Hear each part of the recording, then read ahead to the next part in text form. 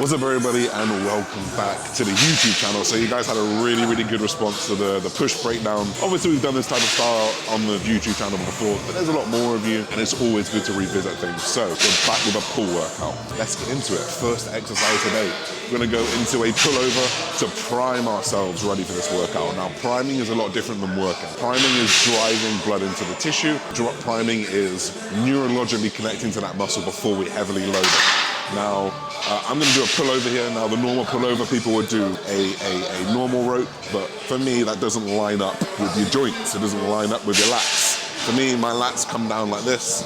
So all I do is I grab 2 ropes, and I can now pull wider, and as you pull through, you can see it lines all the way up with my lats, rather than being in close and internally rotating and losing that. So the first exercise, we're not working, just 3 or 4 sets, priming the body for lifting.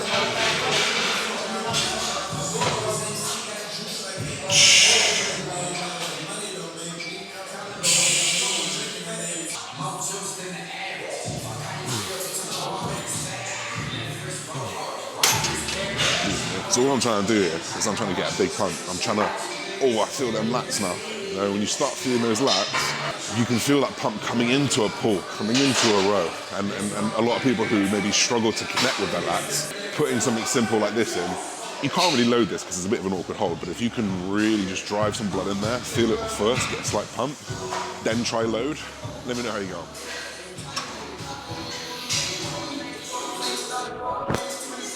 Okay.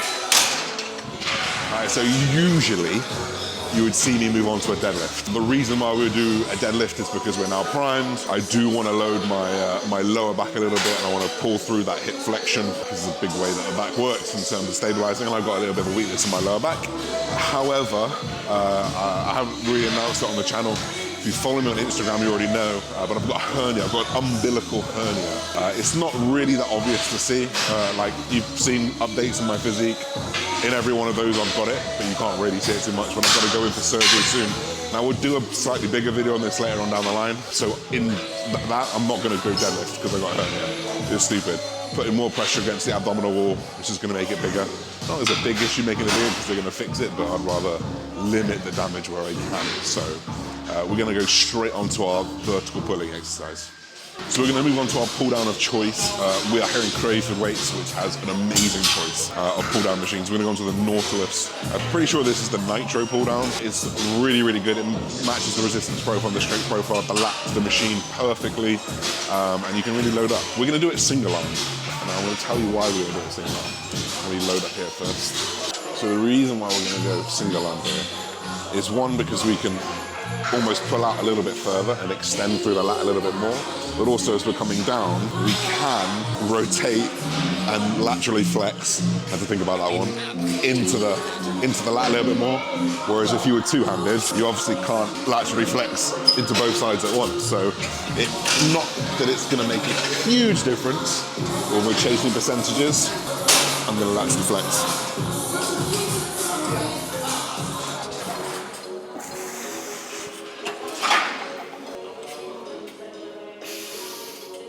This is the app that I use. It's called Rep Count, no endorsement.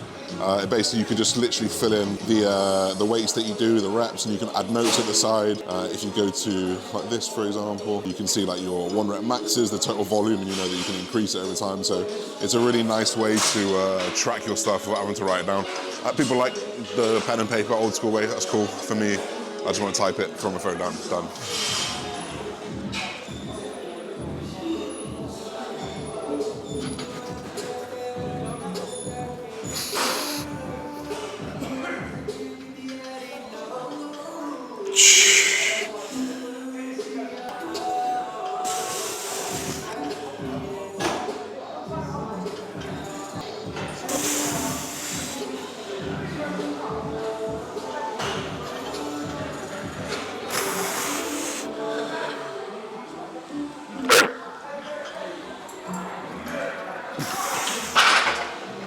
That's 4 weeks into my off season, / 4 weeks post show. That's all-time PB. This is gonna get nasty this off season. Jesus Christ.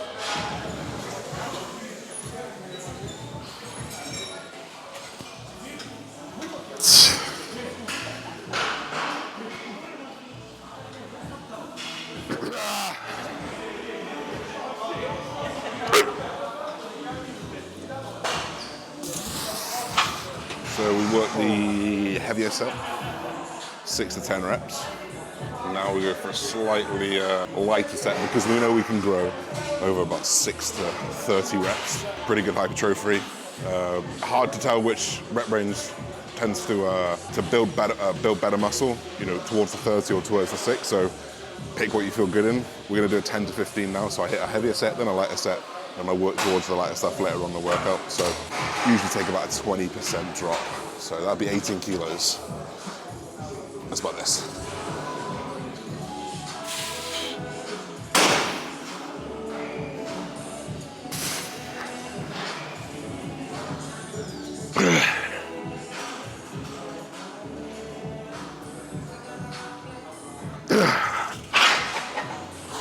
Something that I see people do when they're doing single arm stuff, they'll go straight onto the next arm. You still tax your energy system. If you're still doing a 2-minute set on one arm, you're still taxing that energy system. So take the rest, take the rest.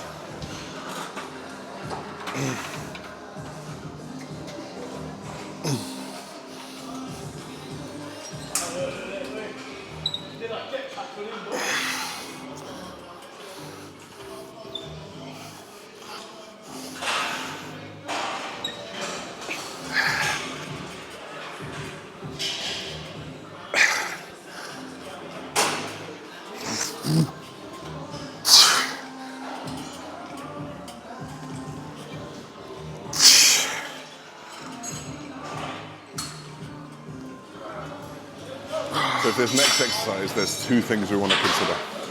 Number 1, we've worked in the vertical plane first very, very well. So now we want something in the horizontal plane. And then number 2, we're slightly fatigued in that short range because we've done the pullovers and we've done the single arm pull down. So if we can get something that's going to drop off as we kind of come up, that's perfect. In come the T-bar row. The weight is going to get closer and closer to the axis of rotation, so it's going to drop off. We have the ability to grab these handles at the bottom in a real nice horizontal row. For whatever reason, this specific T-bar row is absolutely awful for me, except for on these handles here at the bottom, which acts really, really well on that row. So we're going to warm up here. Again, just 1, 2, 3 warm-up sets, whatever you feel you need to get to that top set, and then get into it. So I'm going to grab these lower handles.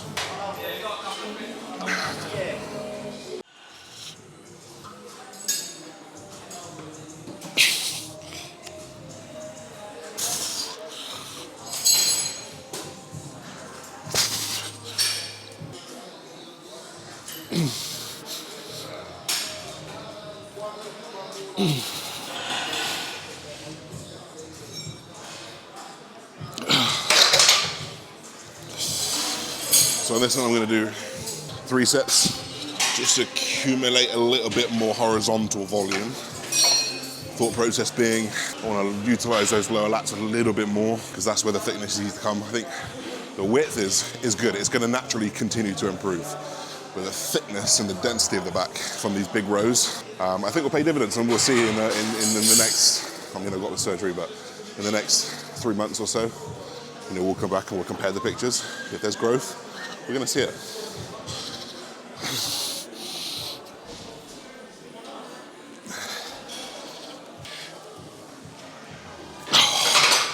Ow. Hi guys, we're going to come onto a stood up unilateral hammer strength row, plate loaded. You guys have probably seen this machine in loads and loads of different gyms. I'm going to show you how to do it slightly differently and probably slightly better. So normally you're in this position where you're sat down and the weight is nice and heavy because it's far away from the axis of rotation. You then pull and it gets heavy, heavy, heavy, it's still heavy. And at no point does it drop off to match the resistance profile and the strength profile. We know the lat gets weaker as you get shorter, so we actually want to create some drop off. We can do that with this machine. We can just pull it back, stand away from it, anchor ourselves against it. Now it starts in a heavy position because it's far away from the axis of rotation, but as you pull forward and down and in, it's dropping off, it's dropping off, it's dropping off, and it's dropping off as you get weaker on that lat. So this is a much more efficient in terms of working your lat as a whole than if you were just sat down. So if you do have this machine, I recommend taking a step back, bracing with your non-working arm, putting your working arm foot forward to stop any rotation at the hip, and just driving the elbow down into the pocket. So a much better way to do this exercise.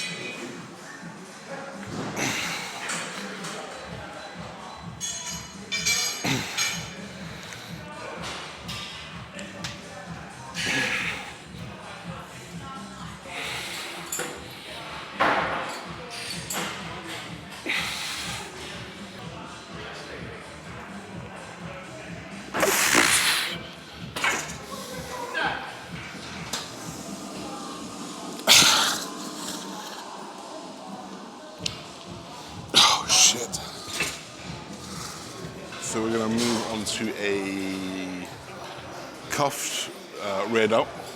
Now, I'm putting these on my wrists because essentially they're going to pull me when I'm in my lengthen range here, which is the most elongated position of the rear delt. So I'm getting taxing in the lengthen range, all the way across the mid range where it's heavy, and then to the short range, which is probably a bit too heavy.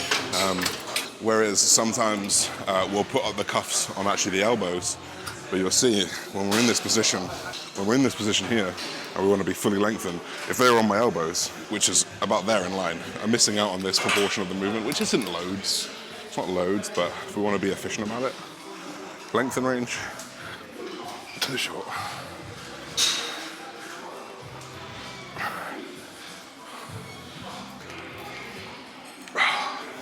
Fuck. I've not trained my rear delts properly in about a year because I've always had pretty big rear delts, but we want to add the thickness to the back. We're going to train them a little bit, so I'm just going to do a couple sets. I'll build this up to 3 sets, but I know if I do 3 or 4 sets to failure, I'm not even going to be able to put my arms out tomorrow, so know your tolerance. This is like, has anyone not trained their calves in months and months and months, and you go smash them and you can barely walk? Same thing.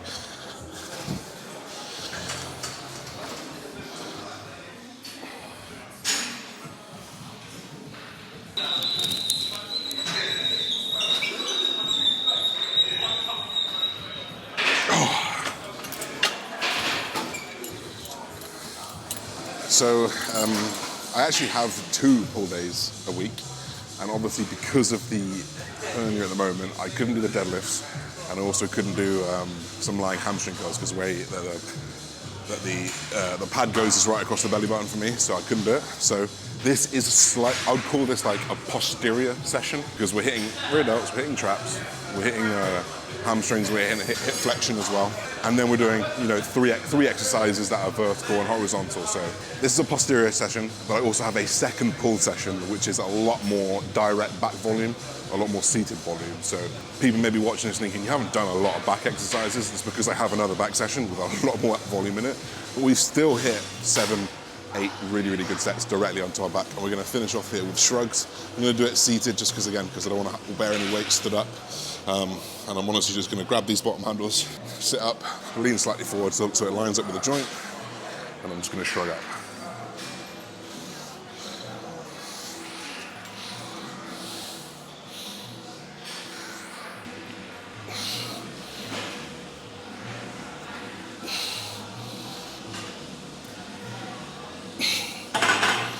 And this will be our last exercise for this session. Again, there'll probably be a few questions, why don't you do your biceps? Because I do my biceps on my push day, which was yesterday, so I had push and triceps and biceps. Guys, if you'd like me to run through my full training program and why it's built that way, maybe in like a sit-down video, maybe we'll get the whiteboard out, comment down below, drop a like, let me know if you'd see that, and maybe we can break that down. All right then guys, we're gonna round up the video there. I hope you guys took some good tips and good pointers there as to how you can potentially program your back days to focus a little bit more on that posterior chain as a whole, because we have to consider that the body does function as one, and it can work out quite well. We will take you through the second pull day. We'll take you through the second days of all of these exercises. We're gonna kind of keep this as like a mini series, maybe 1 a week over the next 6 weeks or so. And yeah, like just give you a good breakdown into the things that are going through my mind when I'm trying to program an exercise, or, you know, match resistance profiles and all these words that we talk about, but try and make it as easy to understand for you guys as possible. If you've been enjoying these types of breakdowns, you know, keep supporting the channel. The support on the channel has been amazing. I think we're hitting a minimum of 10K views on every video, which for me is just absolutely ridiculous. I can't believe we're doing it, and some even do more, which is awesome. So thank you guys for the support. Keep commenting, keep smashing the like button, and we'll see you guys soon. Peace.